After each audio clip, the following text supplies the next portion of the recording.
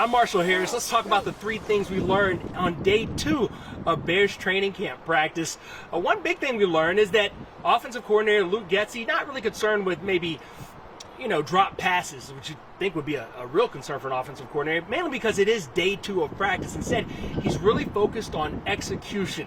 And the Bears had a series of pre-snap penalties, false starts, not being on the same page, and that's something he wants to clean up immediately. And that's what he said exactly, is that he was, quote, PO'd, and PO'd is an abbreviation for something else that I don't think I should say on the stream.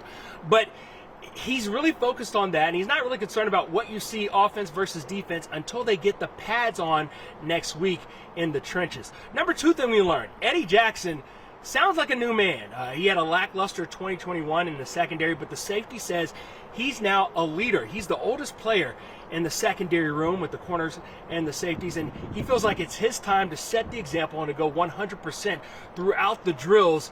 He wants to lead by example, and that's something he really has taken to heart, because he looks around the room and all his vets are now gone from the Bears. And the third thing we learned about this team is that rookie Carson Gordon, another defensive back, is really turning heads, and he's focused right now on learning to play the nickel position in the NFL. He's a physical guy, and he's excited about the prospect of lining up against slot receivers and making some plays even in run defense, because the nickel has become so much more prevalent in recent years than it used to be with a guy that was somewhat a part-time player, but that's not really the case anymore for the NFL. So those are the 3 things we learned on day 2 of training camp here at Hallis Hall.